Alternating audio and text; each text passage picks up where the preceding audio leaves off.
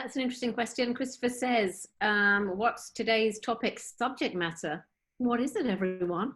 Apart from Jim being fabulous, of course. Shelter in place for writers. What to do in your spare time during a pandemic. There you go.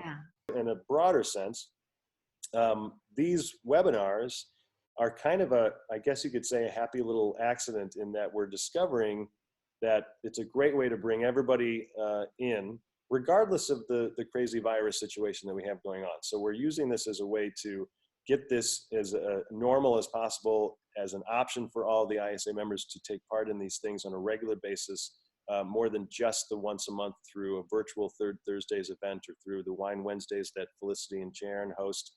I used to host with Felicity. Jaren's taken over my co-hosting, and you guys rocked it last time. So we have a lot of online opportunities, but we're going to be doing this a lot more. I am not in Los Angeles. I'm sequestered in Wisconsin. That's why you can see this giant production space behind me. My friend has this pretty cool space. I'm using it because the internet's better. Most of everybody from the ISA space is in Los Angeles. Scott's in Madison, Wisconsin. Scott is, you know what, we'll go around. Why don't you guys just say your name? Scott, what do you do, your business development, et cetera? Yeah, I'm the business development manager. So I go out and I get all these wonderful third-party organizations to work with us. So like all the contests you see, anybody that offers a class, all consultants. And additionally, I'm the shooter and editor of everything on that Pro Tips and Tricks page that Max was mentioning. I'm actually in the process of getting Felicity and Jaren's debut performance on Wine Wednesday up. There's a lot of shrill tones because you guys are so excited to get going at the beginning of it. I'm trying to bring those levels down a little bit. I'm so sorry. but no, yeah, that's what I do, and it's really fun to try to help build this wonderful community and website by getting more organizations involved, and that's what I'm all about. Beautiful.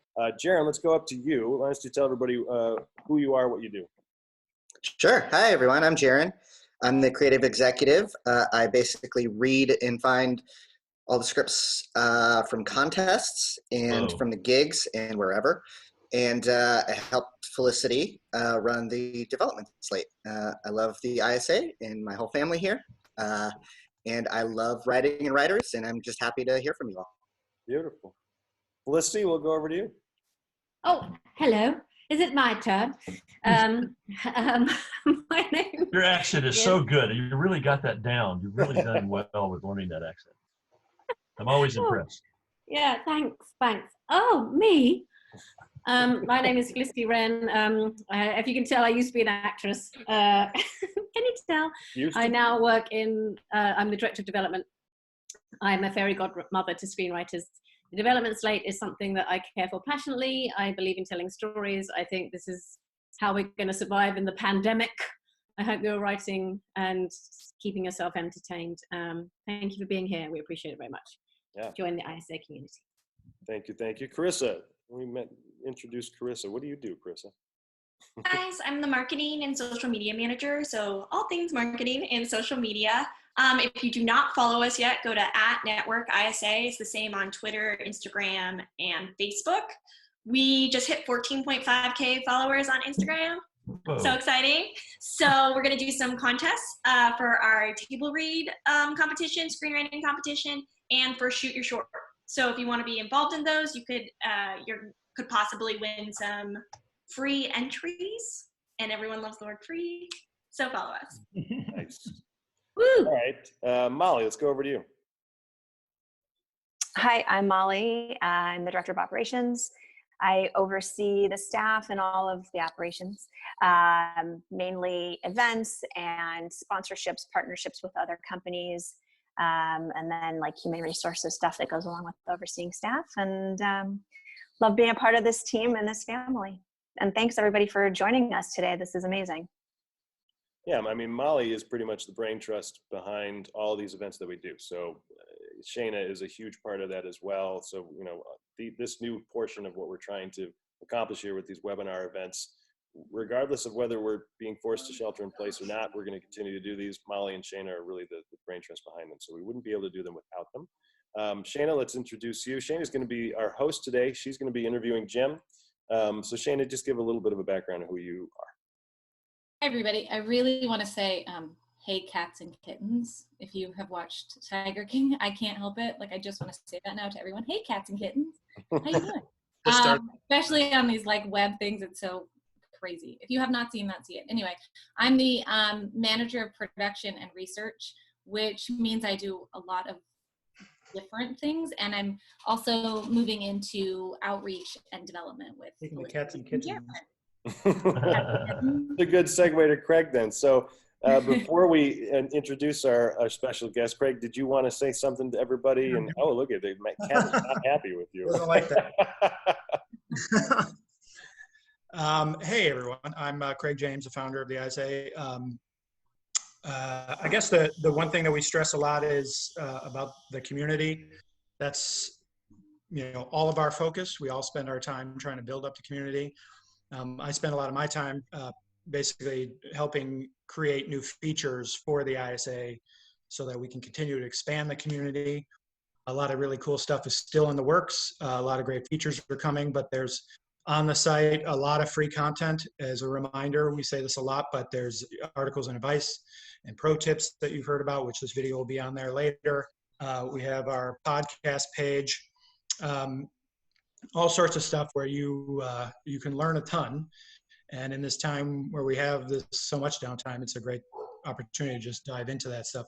The more it's funny because I was watching Silver Linings Playbook, hadn't seen it in 12 years or since 2012 when it came out, and I remember it being a good movie, but having watched it again 8 years later, from all the content that I've read, because I used to be the one who posted the articles 8 years ago, and everything that I've read since, having great conversations with great writers like Jim, all that stuff over the 8 years made me see that movie in such a different way and how brilliant it really is. And so I know that is informing my writing now, which is really exciting.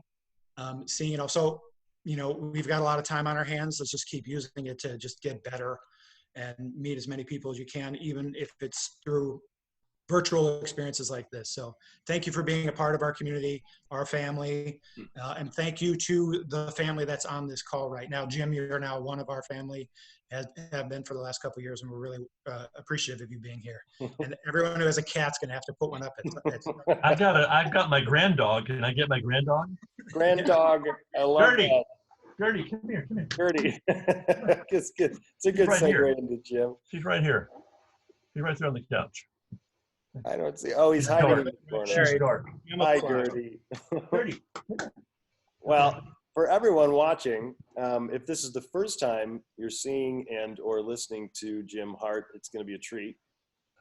Jim is a veteran, to say the least, in the industry. What I love about what Craig was saying is that it's a nice segue because Jim is more than a screenwriter. He also has a screenwriting service that he offers to screenwriters called the Hart Chart. And you should absolutely check out the Hart Chart. He has this whole process of not just structure, but character, motivation, and development and everything. It's what he has followed for his whole career, and Jim's going to go into that. But just to give a little bit of a background into who Jim is, what Jim has done, he has written one of my all-time favorite movies called Contact. I have to call that out every time, Jim, because I just love that movie. I had a little help. Of course, yeah. But also Hook by Steven Spielberg, and Dracula, which he showed the wine earlier, Bram Stoker's Dracula, August Rush, which I think is a wonderful movie, and a whole bunch of other ones. What we're going to be talking about today is really going to be spearheaded by Shayna. But did you want to mention a little bit about the Hart Chart before we start, just to kind of get that little pitch out there, Jim? We'll maybe at the end. You'll see the toolkit online. The Hart Chart is an app that I developed over the years because I had a hard time seeing note cards and outlines. I wanted to see something that followed the heartbeat of your characters, and you can go to www.heartchart.com. It's free trial.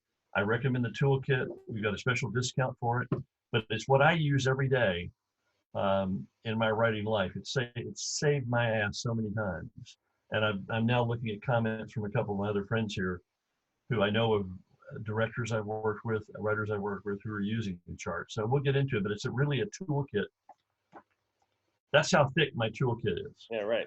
It's an easy read. Robert McKee's is this thick, and I guarantee it's collecting dust on your shelf right now. Yeah. Now I'll shut up. I would like to say about ISA real quickly. Yeah. What's exciting for me, we didn't have organizations like you guys when I started out 100 years ago. And it's exciting for me to watch you actually start careers, actually see people that go through your programs and go through your processes and go through your rigor that actually have careers. They get optioned, they get produced, they get made. And I guess in a way, ISA is continuing to help me with my career. So I'm glad I've stuck around long enough for you guys to show up. So I love thank it. you. Yeah, thanks, Jim. I mean, that means a lot to all of us, even that much more to Craig. I mean, that's what Craig set out to do. Has it been 12 years now, Craig? Oh, look, Yeah. Felicia's got hers. Yeah. Signed one. My signed one. Look. Yeah. Yeah. All right, let's pass it over to Shana. Shana, do you want to get started? What was the first script that you wrote that actually got made? Oh my God. I actually have the VHS tape right here. Remember VHS? I'll show it to you. Some of us do. The first script that I got made was a cheerleader comedy called Give Me an F. That's so good. Okay, and it's actually based on my experiences as a male cheerleader in Texas. And at the time I wrote it, which was back in the 80s, there weren't a lot of male cheerleader movies or cheerleader movies around.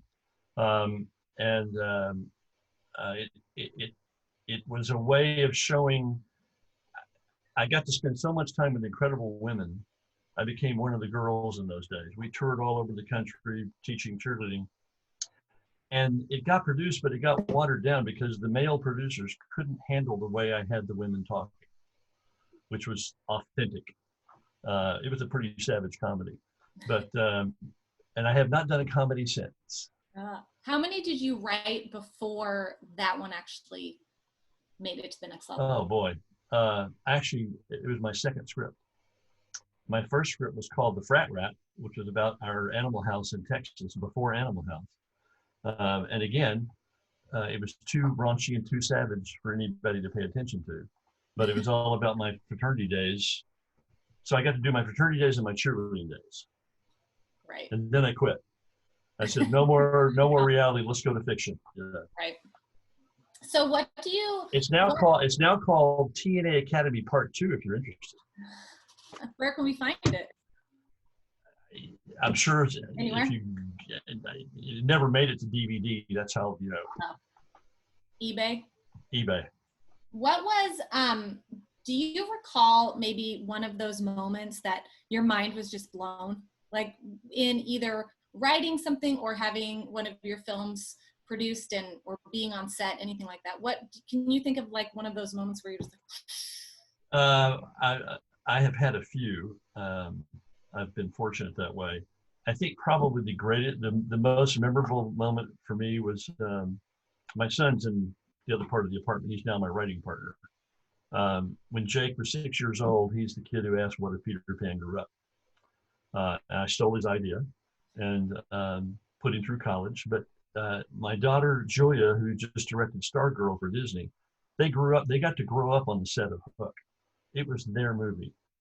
So I think standing with my agent and friend John Levin on the deck of the Hook ship while it was being built and looking at all this stuff that was happening because my kid asked a question and I wrote the script, that all of this was happening because somebody sat down and wrote a story.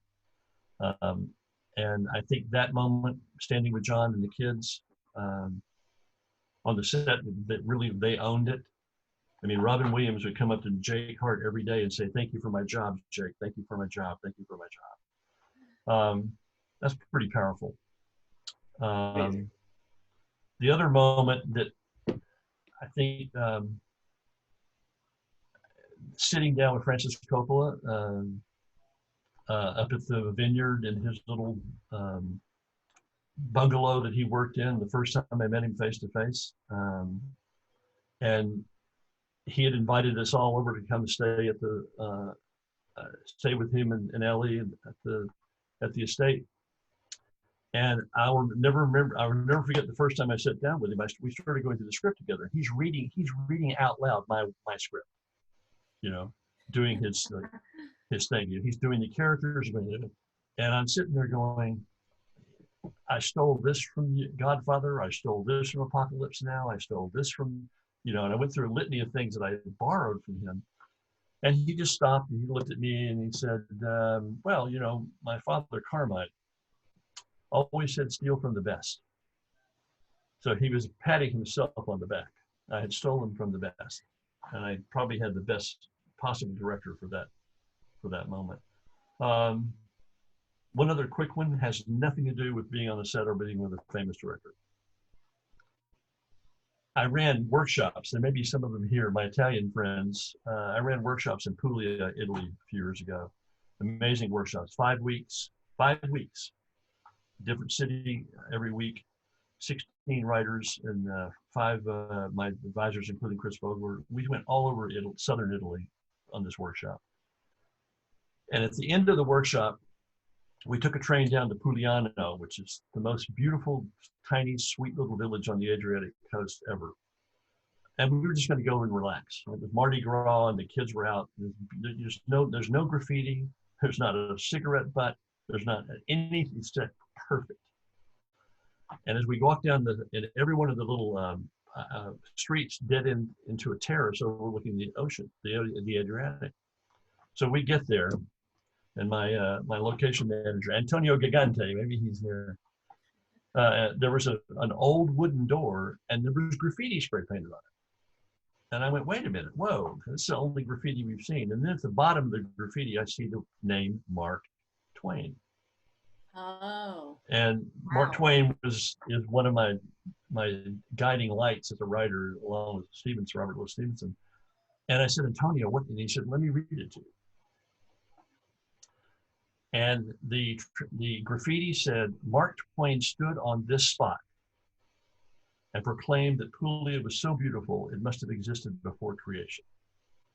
And I just went, the only reason I was standing there in that spot is because I'm a writer. I never would have gone on vacation to that moment. I never would have been a banker or a doctor or, I don't know. The only reason I was standing in the same spot Mark Twain was having this moment because I'm a writer. And that's when I started thinking about the writer as more than just a creator. The writer is a job creator. The writer, Mark Twain changed the way people think and the way they write. So I could go on, but there's 3. I got some more, but there's 3. I'm sure you have endless amounts. I'll just do one more and then I think we'll start diving in because there's a lot of questions here. So what is maybe the best advice you've ever received or the worst advice or both? The best advice I ever got was from my mentor. There's a Frank Pearson. We lost him way too soon.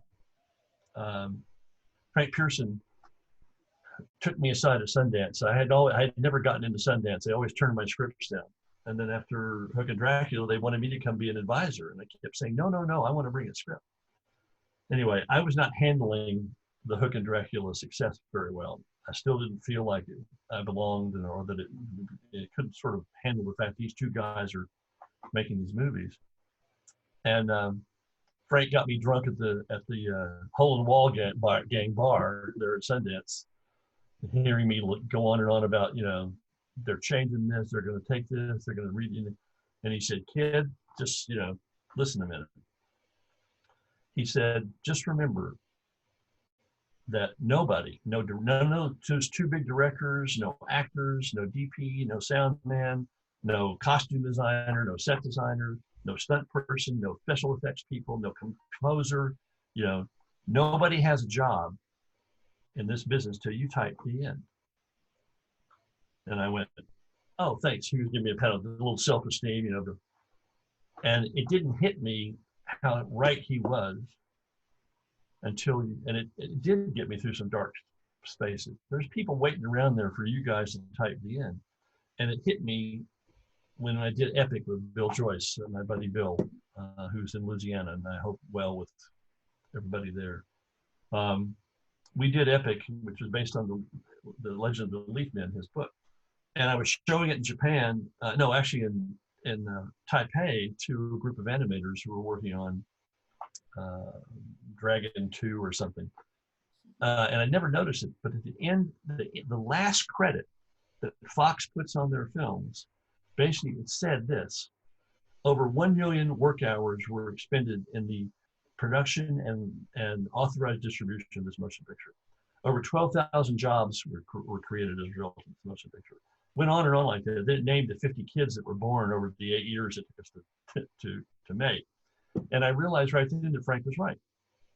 None of those jobs would have existed if Bill Joyce and I hadn't gotten, stoned and drunk and run around his backyard chasing fireflies and one for those hot summer nights and came up with this whole thing. So that's the best advice I've ever gotten. The second best advice I've ever gotten is always have an answer to the question, what's next? So what's next? What's next? Yeah.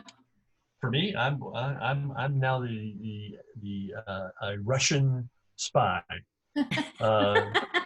I'm actually working on an incredible project called Leo Tolstoy, Flight from Paradise, based on a Pavinsky's book about Tolstoy's last days when he disappeared and went away and he died. And it's the story of him and his wife Sophia, who were like George and Martha in For Who's Afraid of Virginia Woolf. I mean, 48 years together. And he was the most famous writer in the world. And in 1910, when he died, literally he held court for several days in a cottage where he was dying at a station master's house. Journalists and people came from all over the world to see him in those days. But I'm getting to do that. I'm also writing about Putin. On the other end of it, I'm doing Putin's story, and believe it or not, it's a pretty amazing story. So, and I've done some other stuff my son and I are working on, but I'm now this Russian guy, this Russian historic, I just want to mention something that was funny, Jim. The space that I'm in right now, one of my best friends owns it. And I was telling him that I'm going to be interviewing Jim Hart, and I said, oh, he wrote Hook and et cetera, et cetera. And he said, my kids just watched Hook like yesterday for the 4th time. My So my mortgage banker texted me Sunday night that his daughters are watching it for the 3rd time. Yeah, like it's on Netflix. It's a classic. He was curious because his kids have said, "Can you just fast forward to Neverland?" Ooh, there's a story. So Mark was kind of like, well, I wonder why we spent so much time in the real world before going to Neverland. And I'll tell you why. If you see what happens when you get to Neverland, that's where Mr. Spielberg got lost. I say that facetiously. I mean, I watched Steven Spielberg deal with 35 kids, crazy kids trying to make things work. And the older you get, the more important the London sequences are. Right. Because that's where if you're in a hurry to get to Neverland, you put a lot of pressure on the narrative. You've got to set the world. You've got to understand who those characters are and what their needs and wants are before you go. The studio kept saying, I want you to be at Neverland on page 10. I'm going, Mr. Spielberg will be the one who decides that. And it turns out it was the most important part of the film, the success of the film for a larger multi-generational audience. Yeah. So as soon as you got to Neverland, Maha Khan had to build that whole Neverland sequence, not the way it was shot, but the way it was written. Oh, Jim, thank you so much for being here. Really, really appreciate it. Question, with regards to Hook, as you mentioned earlier about your child and asking that question, I saw that you mentioned something similar in a different interview, and mentioning that it had been after, I think it was maybe like 10 years that you've been trying to crack the Peter Pan story. And so I was wondering, with stories like that, or just other stories you've encountered, are there some stories that one just isn't really able to tell until one has acquired experience, like being a parent or age, and that unlocks stories that you have been able to tell before? Okay, a positive question about being a parent and age. Thank you, Simon. Yeah. I never would have written Hook if I hadn't had kids. As many kind of fantasies and that kind of world that I've traveled in, I never would have come up with it had we not had that conversation at dinner. because everybody was trying to crack Peter Pan. Spielberg was trying to do it. Coppola was trying to do it. Michael Jackson was trying to do it. You know, and they kept telling. Even John Hughes was going to do Peter Pan, and they kept telling the same story over and over again. Some kids go to Neverland and have it. You know, Peter comes and gets them and takes them. You know, and Jake came up with that very unique. He made Peter Pan a grown-up, which nobody had ever done, we got turned down by everybody. And my wife always knew if Spielberg read it, that would be it. And Robin and Dustin read it, and they were both at a certain age as fathers with family. You know, it spoke to us old folks, and that never would have happened without the kids. Dracula took me 7 years to figure out how to do it, and it was just one of those things where you need to be patient, keep revisiting, till you find out where you can collapse that narrative and still tell the same story. Contact. Whew. I thought that book was unadaptable. It terrified me, as much respect as I had for Carl Sagan and Andrian. But the studio was relentless in chasing me. And when I found out that no writer, there were 7 writers before me and 2 directors.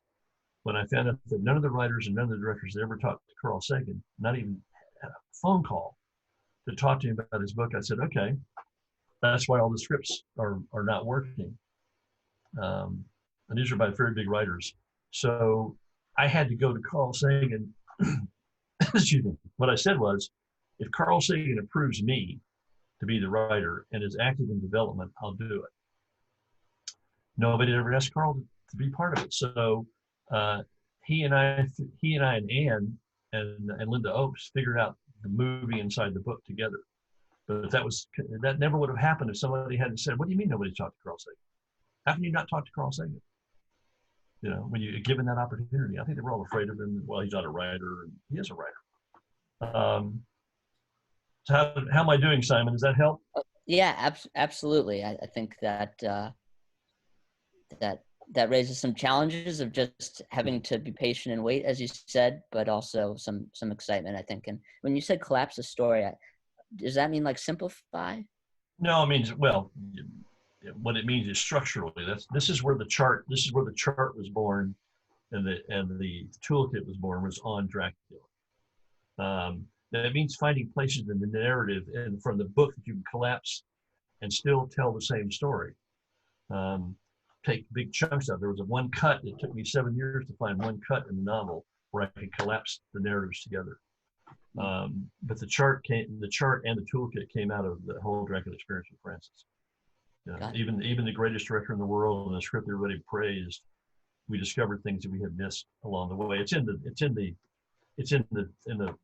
book. Coppola called me one night at midnight. We were in post-production. I'll be real quick about this.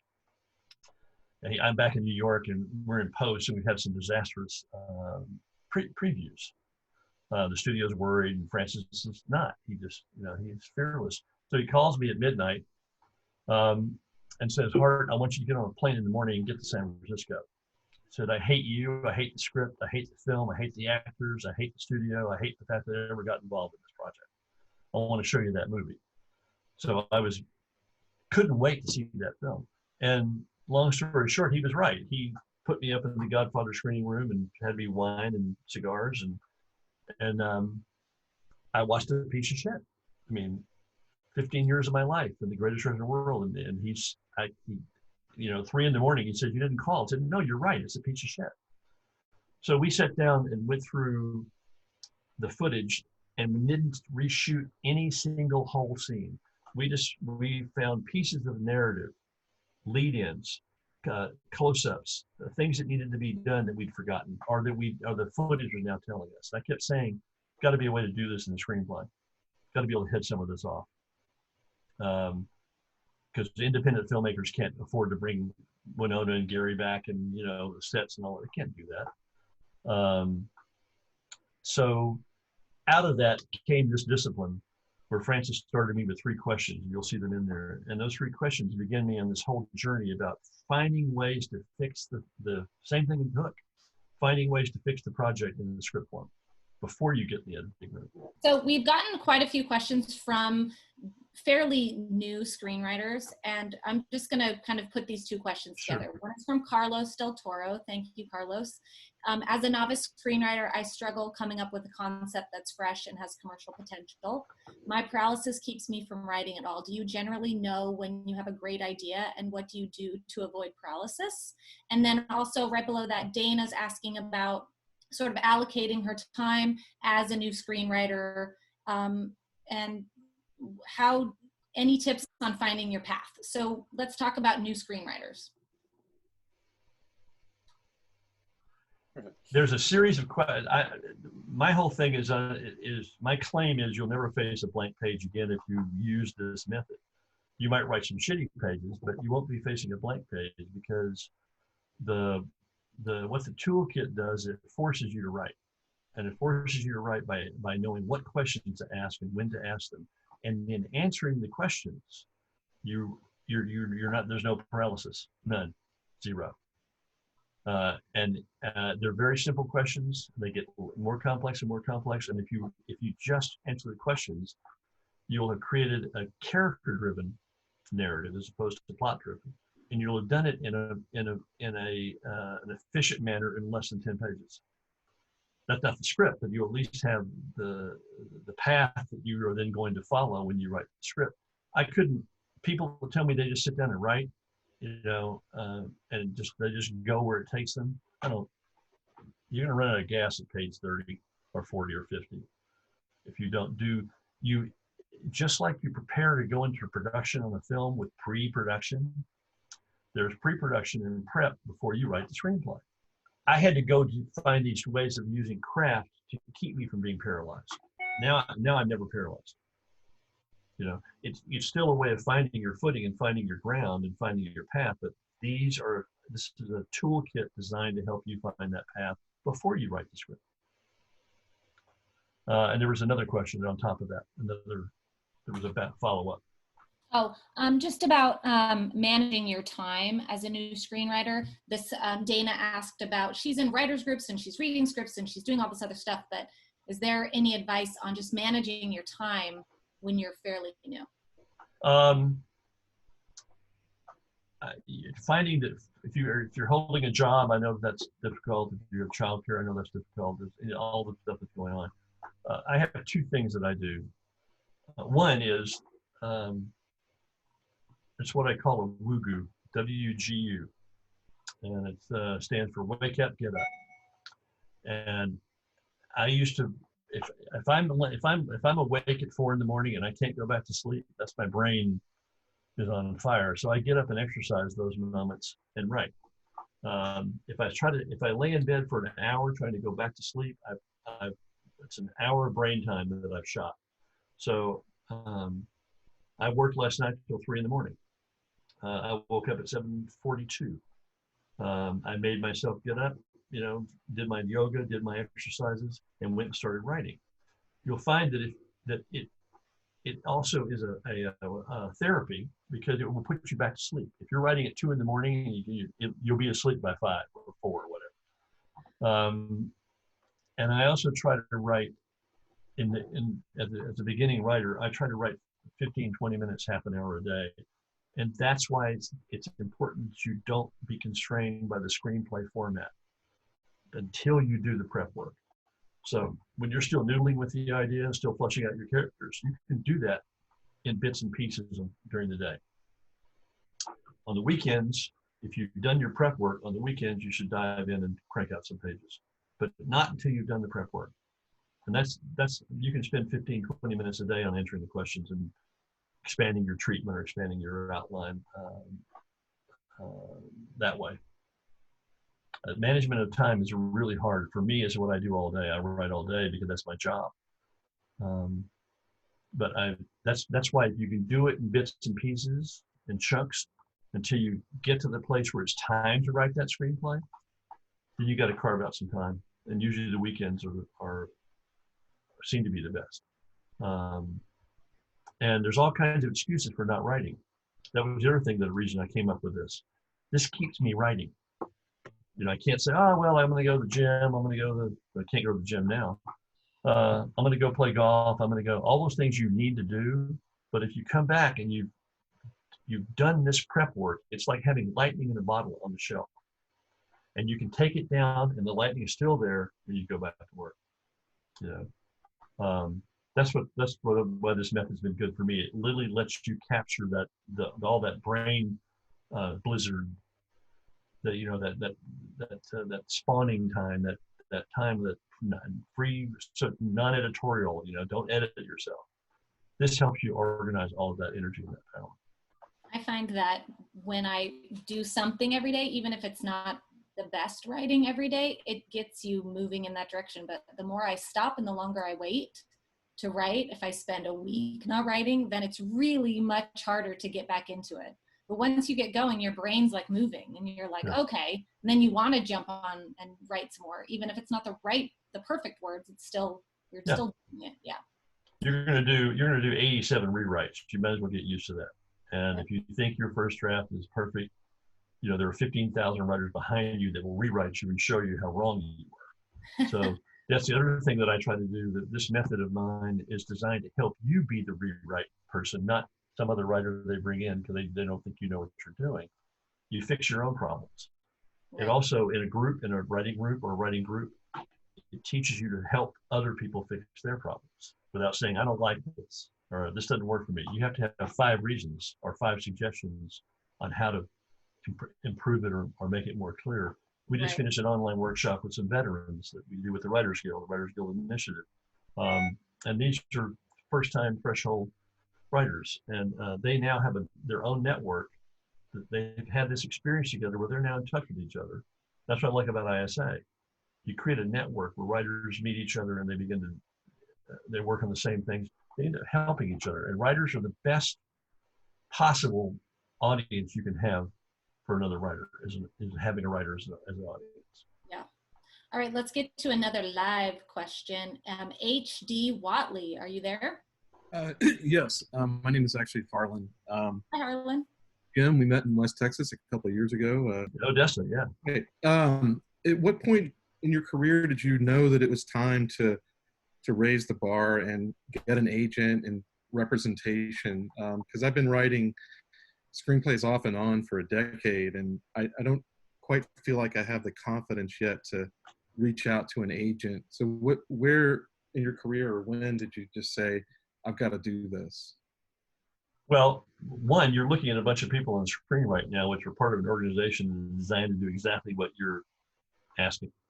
I've never seen a group work better to foster talent and writers to representation management, you know, exposing them to the right people, that sort of thing. So there's a network in place that will help you do that. I started out as a producer. I raised money in Texas and made my first film when I was 24 all over Europe with Leon Capitanis, and who ended up going on to write some for Fletch and a bunch of other stuff. We just raised money and went out and made a movie. I didn't know I was going to be a writer. I always was a writer, but I didn't know you could make a living at it. Mm-hmm. I didn't know that was a job, you know. It was always, to me, I mean, I was a big Errol Flynn fan, but it never occurred to me that somebody actually wrote, you know, exterior Sherwood Forest Day, you know, Robin Hood rides and leaps over the horse and says, welcome to Sherwood, you know. I thought they just did that. So I actually started writing as a producer because the scripts that were coming in that we were putting money into, I didn't like. And that I didn't like it. They needed help. So the first script I wrote, The Frat Rat, I put somebody else's name on. I was embarrassed to put my own name on it because I wanted it to I wanted an honest read. You know, I didn't want to say, oh, this is your script. Well, you know. So there wasn't really a time when you go, I'm ready to have an agent. And the other thing too, you use the phrase "get an agent," which I always caution people. Getting an agent is not nearly as difficult as you think. An agent getting you is what you want. You want an agent that gets you. You want an agent that is your advocate, that sees what you're doing and says, I want to go see if I can sell that. And the best way to do that is keep entering contests. Austin Film Festival, my favorite, is still the best. It's for writers, the best screenplay. We've now got 3 new awards, monetary awards. We just have to be up to 8 or 10 different categories of awards, which always puts you in touch with producers, always puts you in touch with agents, always puts you in touch with directors, just like the ISA does. I wrote from 1977 to 1975 to 1984 was when Gimme an F was produced. After that, I didn't have anything produced. I went from Gimme an F to Hook and Dracula. That was about an 8-year span. So I was a writer for 20 years, and I got an agent by then. I still have him, John Levin. He got me, and I got him. So the best thing I can say is keep writing and take advantage of these networks that are out there that we didn't have. Okay. Screencraft, Inkwell, The Blacklist. My daughter's first film was produced because of The Blacklist. She just directed her 4th film. You can see Stargirl on Disney Plus. My daughter Julia Hart just directed Stargirl and Fast Color and Miss Stevens, and her first film was The Keeping Room, that got discovered on The Blacklist. Okay. I have several of the young writers, threshold writers I work with that are up on Blacklist now. So you've got so many opportunities to have your work recognized with an infrastructure that's designed to help you in exactly the way you're asking. Okay. And let me just add to that, Harlan. I think a big focus also needs to be on education and craft work and making sure that your material is at a particular level where you will get noticed on the Blacklist. You will start winning contests. You will start to have people come to you. And I know it's a lot easier said than done.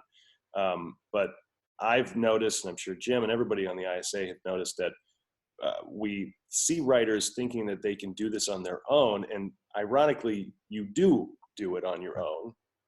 But at the same time, you need help from the masters. You need to be watching a ton of movies. You need to be reading a ridiculous amount of screenplays. You need to be studying, and you have to constantly be at this level of practice, because almost literally no one gets this on their first try. So there's this level of education and a devotion to education that you really need to be focusing on.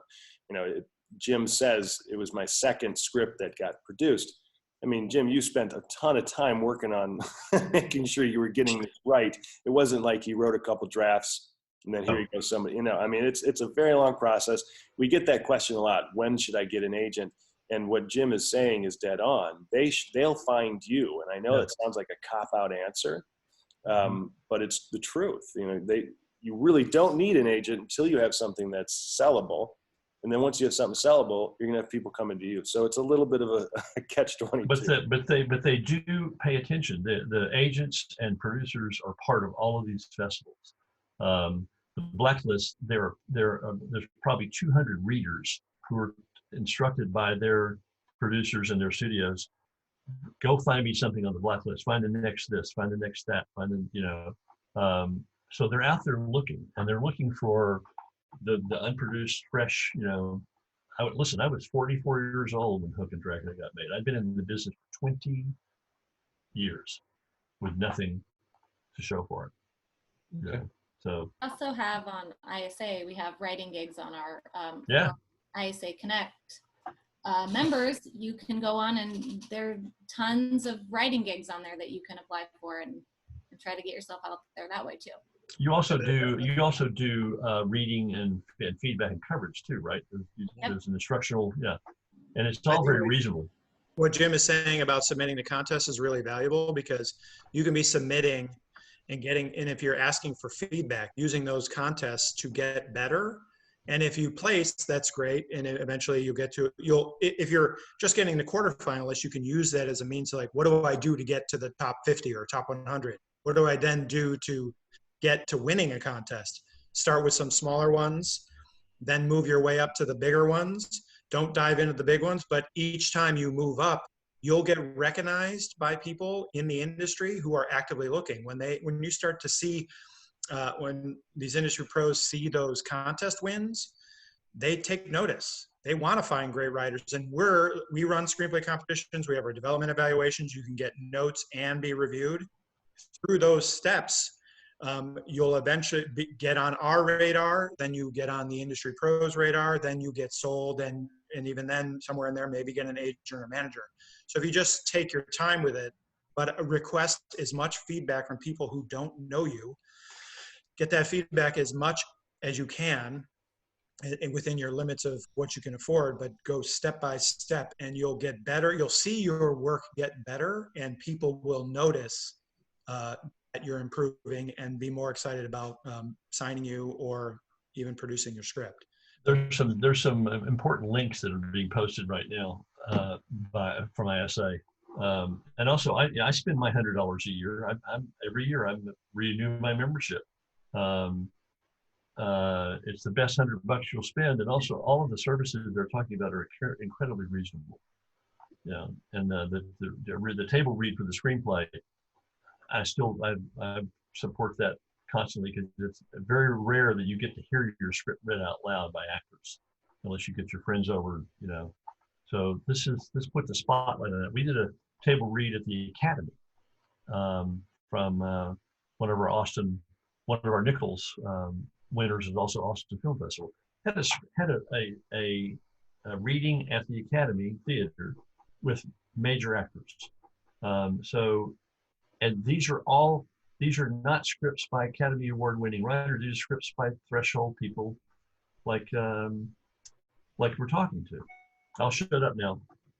All right, let's get on. You don't have to shut up. This is your time to shine. Let's go to Rebecca. Hi, Jim. My name's Rebecca. Thanks for talking to us today. I wanted to ask you about your transition from movies to TV writing, and also the difference in writing character arcs and developing that when you're writing a TV show versus a movie. I have a feeling the answer is in the Hart chart, but... Yeah, it is. Actually, the Hart chart is being used now to plot a whole season as opposed to one feature screenplay. I can share the screen here, but I won't do it. The nice thing about, and I've had 2 TV series done, and it's been a very frustrating experience, because unless you're a showrunner, there's that magic word. But right now I'm working, the Leo Tolstoy is a limited series. The Putin project is a limited series. And I'm going to be doing another limited series, long form series. The nice thing is that you don't have to worry about that first 10 pages the way all of the gurus tell you have to worry about when you're writing a feature, or those first 12 or the first 15. And it actually gives you the luxury of not having to have everything pay off in the first act, or everything, all the characters introduced in the first 30 pages, or this and that and the other, all the rules about features. And I found it, my son and I worked with Kurt Vonnegut when he was still alive. We adapted Sirens of Titan and Cat's Cradle with Kurt. Wow. And you never could get Kurt Vonnegut's stuff to work as a film. There's only one of his adaptations that worked, and that was Slaughterhouse 5. His books demanded that there be a long form series, or where his narratives could play out. But there was no audience for that. The TV audience didn't exist until Netflix changed everything with streaming and with binging. So now you're seeing wonderful books that would never have, and projects that never would have gotten features treated with a much longer form. People like to binge. So the luxury is you get to take your time. You still do all the prep work. This is where my character is in the beginning of the season. This is where they are at the end of the season. And I've got 8, 10, 12 episodes to get them there. So the beauty of it is, and it's a hard transition because most feature writers are not oriented to stretch the storytelling out. They're always told, make it shorter, cut 10 pages out, cut 10 pages out, That's probably the hardest transition it's like yoga, take a breath, and don't be in a hurry to have everything finished in that first episode. The hardest thing that I've been struggling with is the ancillary characters, because I feel like they have to play a bigger role than in the feature. Yeah, they get more. Because a lot of times they're spin-off. Here's Gertie. A lot of times they're spin-off material. Here's Gertie. So cute. Hi. Yeah, it's our grand dog. It's a little Havanese. I rescued dog from Texas. I rescued her from Fort Worth, Texas. Oh. Yeah. The ancillary characters. It's like the interesting. You don't know. I'm trying to think of an example of a TV series. My wife just turned me on to The Good Fight, which is the Christine Baranski spinoff from The Good Fight. CBS. Yeah, CBS. So she got me hooked on this series, and Christine Baranski was an important part of The Good Fight. But here she's got her own show because of how strong that character delivered for the audience. Let's talk about the audience for a second. The audience is who determines what of those ancillary characters they want to see more of, not you. Not suddenly there's a character that pops off the page that are stealing the scenes, or that people are more interested in or I'm reacting to. So I always try to put the audience in the seat with me as I write, and I learned this from Coppola too, strangely enough. What does the audience know when in the beginning? What do they need to know? What do we want to hold back and not let them know? Do they like how we're, do they like what they know when we tell them, are they satisfied? So if you start asking that about each character, you'll find those ancillary characters will take on much more of a potent place in your storytelling. I've had to cut back on a character in an animated film that my son and I are doing for my Indian friends. We had to add an animal, as you always do, to a human being story, but not have them talk. I refused to have them talk. And so they asked us to come in and lay this character, and we did, and it took over. So now we have to peel back from taking away from the main character. So now we have to peel back and balance it. But it changed the energy in the script in a very positive way. And I love writing ancillary characters. I always look for it's like, who's the sidekick? Who's the reflection character? Who's the buddy? Who's that character that is going to help your main character stay on track? And they're usually the most fun to write. The most fun, if you think about Star Wars, the most fun character to write is not Luke Skywalker. It's just not. It's all of that world around Luke to make Luke look good. And I actually I'll do it again. If you use the goddamn toolkit, it forces you to write about those characters that are, and there's categories for what they are: reflection, nemesis, romance, and you start filling those out, and suddenly those ancillary characters are very alive. I'm going to shut up now. Thanks, Rebecca. I like your smile. All right, next question. Muggs Cahill, you are up. Hey, Muggs. Hey, how are you all? Thanks, Jim. Thanks, ISA, as always, for all the great stuff you guys do. I'm a big fan, but you know that. So, Jim, can you speak a little about crafting monster characters like Dracula, Frankenstein, Hook, and making them empathetic characters, not necessarily how we feel toward them, but more about making them dimensional by showing their empathy for others while still having them be a villain? Well, Dracula I was a villain guy from the time I was old enough to read. I think we may have talked about this before. I couldn't figure out why everybody thought Captain Nemo was a bad guy. I actually cried when James Mason died in 20,000 Leagues Under the Sea, and I read the book. And so here's Captain Nemo. The first thing was he wanted to abolish slavery. This is in the book. Second thing he wanted to do is he wanted to end the creation and building of weapons of mass destruction. So far he's got my vote. Then he developed an energy source that was going to change the world, and he was going to use that energy source to get rid of slavery and stop weapons of mass destruction. Okay. Are you with me so far? I'm with you. Then he starts sinking ships with this incredible submarine that he built powered by atomic energy. Good or bad? Good. Why? Good. Why?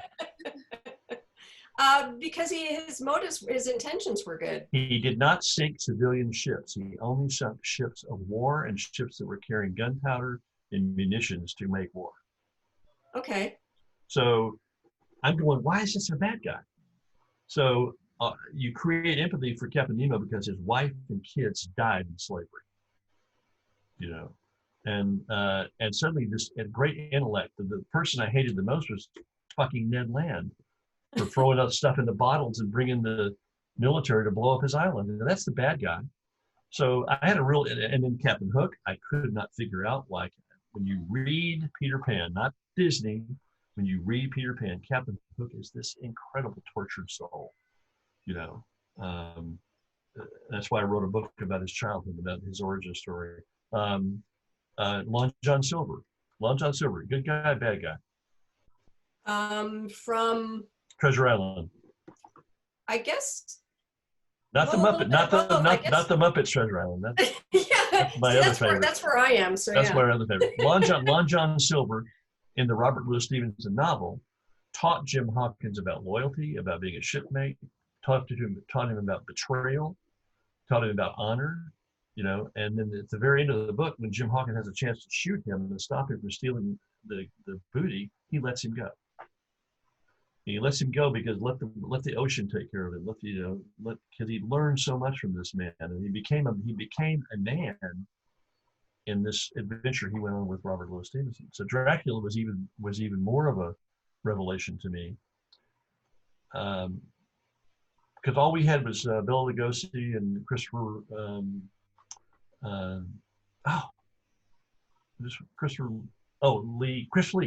Lee, the Hammer films. You know, didn't really have a.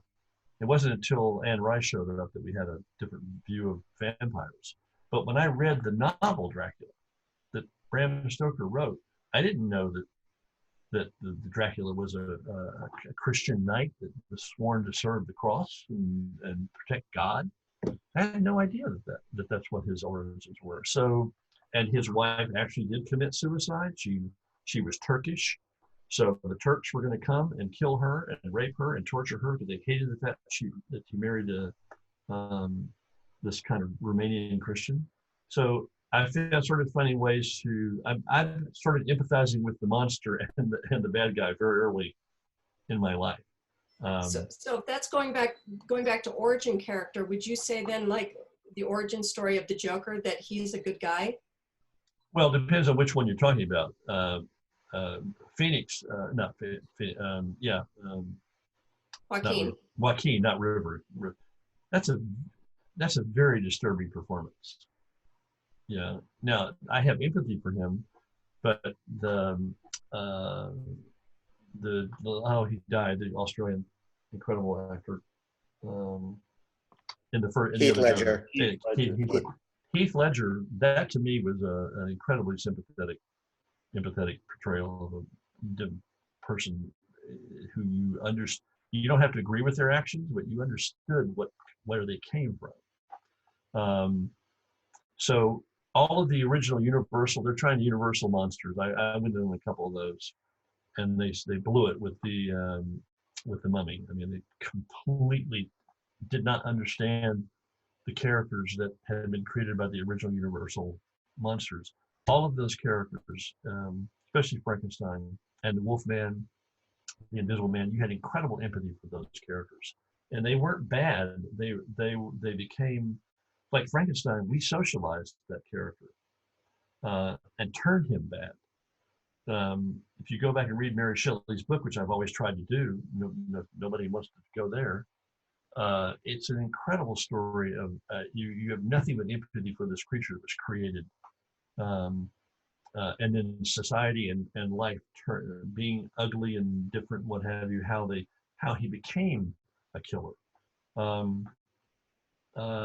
First by accident and then by intention, when he killed Victor's wife. Do you know why he killed Victor's wife? do not.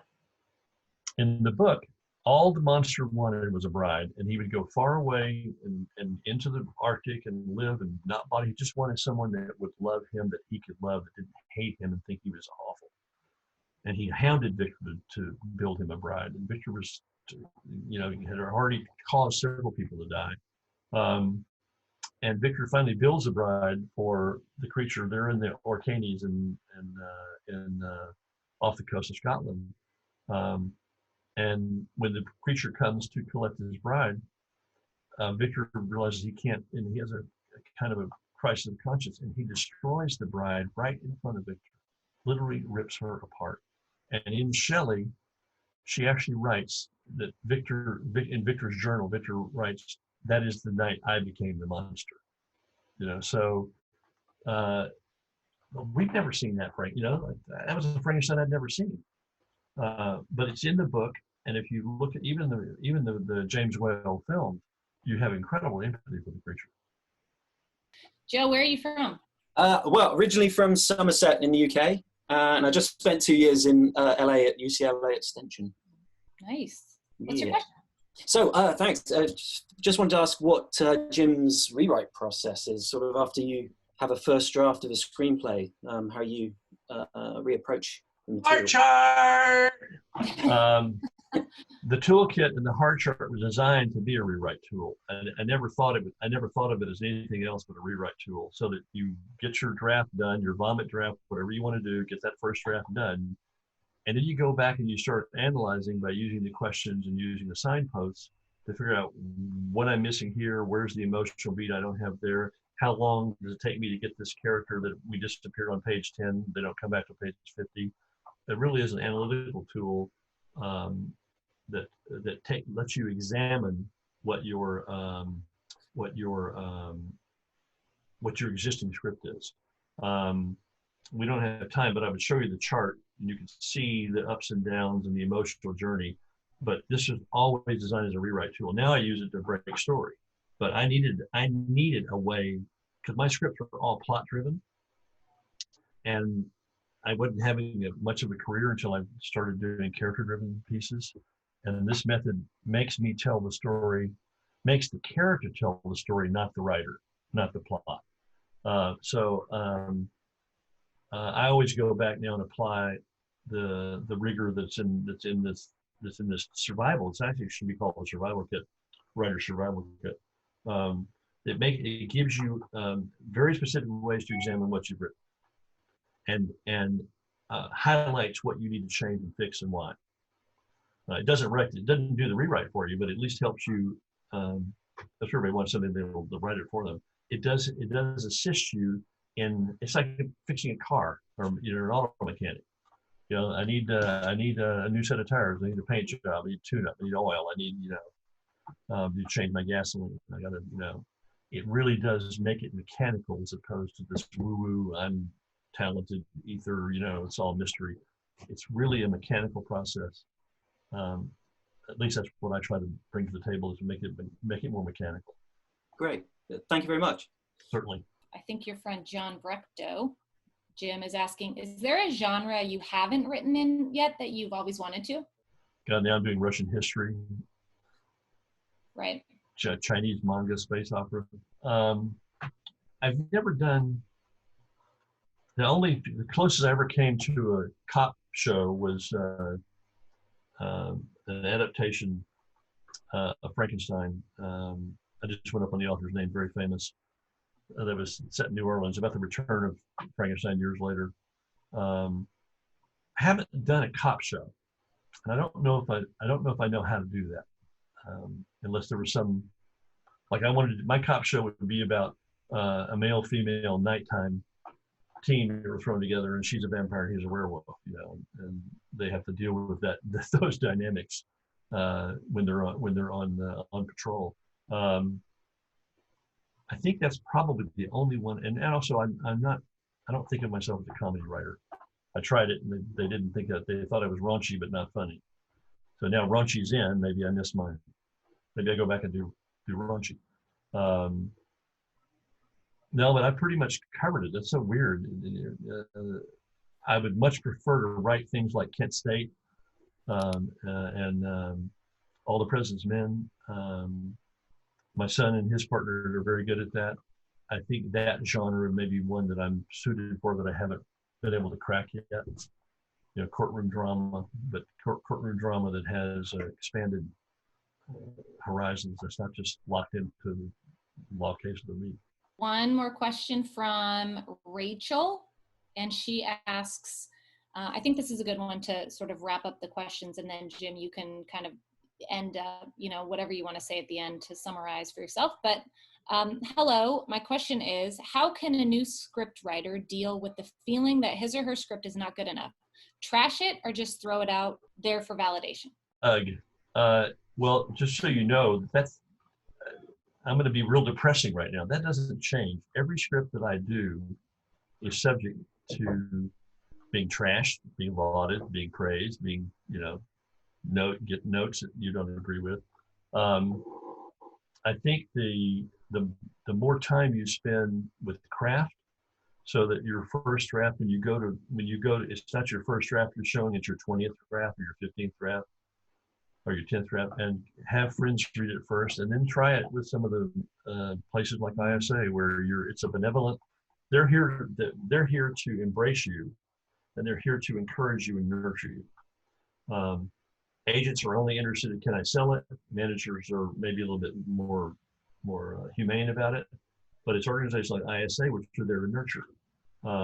Workshops, signing up for a workshop, signing up for a master class. So, even finding ways to bring that script that's not finished, that you're not sure about, that you think you're stuck onto a workshop. I do that all the time. I get scripts in there that are way, way short of being ready to show, but that's why we're here. I wouldn't give up and I wouldn't trash it. I don't think I've ever, even just like The Hot Zone, I wrote it 25 years ago. I resurrected it in 2014. Linda Oaks brought a great team in there to do it, and my name's all over it. I've got two like that. The Snow Goose, I've got 3 or 4 like that are 20-something years old, that are once every 3 or 4 years pops back up. And I just revised the script that I wrote 10 years ago. I revised it this week, because somebody wants to see it again. So I would use the infrastructure and the network that's there available to you before you decide it's no good and you're going to trash it. What are your final words of wisdom, Jim? Well, and then I'm going to do my shameless plug for the Absolutely. What we're doing right here, we couldn't do even 20 years ago. I mean, Zoom and Skype was one thing. You couldn't put something like this together on Skype. So the main thing is to whoever you're connected to, that's a writer or a friend or that reads with you or whatever, that being able to reach out and have lifelines, and where you share, a writers group. There's a monthly program in LA for screenwriters. It costs $30 to go to. Getting into that kind of network where you keep exchanging, you keep helping each other, you keep throwing lifelines out there, because what we do is very lonely. When I'm working here at 3 in the morning, I'm all by myself. I got a bunch of voices in my head that I'm trying to shut off, but and so I have friends on this from France and Italy on the chat tonight, and we've learned over the years that we keep in touch and we keep in touch. And what are you working on? What are you doing? When you want to read something, yeah, I'll read it, sure. Be as generous with your time for another writer as you want them to be generous to you. And if you ask them, they'll read. If they ask you, read. I guess the main thing is what I said in the very beginning. Think of yourself as a job creator, not just a writer. That there's a whole bunch of people waiting out there for you to tighten the end. That's what your job is. Your job is to tighten the end. So then you can give it to the world, and create some jobs. So that's the end of my philosophical. Excellent. I got a few more, but I do want to say, go check this out. Okay, there's a spec, and I'll talk you through it. Go to hartchart.com, go buy the toolkit, and when you're going to buy the toolkit, it'll say discount code, and you put in either ISA 20 or Shelter 20, and you'll get a 20% discount. So you'll be investing a total of $20 in your writing career, and then this is a good preparation for the chart. I don't know if I can share the screen or not. It's a good preparation for the chart, which I'll just show you real quickly. Yeah, this is the Hart chart for Hook. And you'll see signposts along here. You'll see characters here. You'll see that it has a life that this is the emotional journey of just Hook and Pan. And that's started with Coppola, and I like to animate it. So when I'm done, I see it come to life, and I play music to it. So it's not just the words on a page anymore; it's an actual journey before it's a film. It's there you go. It took me a long time to figure this out in the Unshare. We used to draw them very crudely. Now you can take the app with you wherever you go. This is a monthly opt-in, opt-out whenever you want to. I recommend the toolkit if you're having a hard time jump-starting your threshold writer. If you don't like it, I'll give you your money back. If you like it, then you give me a credit. You share credit with me so I can get all your residuals. Just kidding. But this is always a pleasure, and we never know. I can see some great chats coming in. You never know. You never know what happens when you finish that script and you put it out there in the world. David Crosby used to tell me that you write a song and you fold it like a paper airplane, you throw it off the top of the Empire State Building. You never know where that song is going to land or how it's going to affect somebody. When we first started, Mac was telling me that his kids were watching, or his kids were watching Hook. I've heard that 5 times this week, that there are people watching Hook. And so and what it means to them or what it meant to them. Jake and I are working on an origin story with Dante Bosco about the origin of Rufio. You never know until you put it out there and see what's going to happen.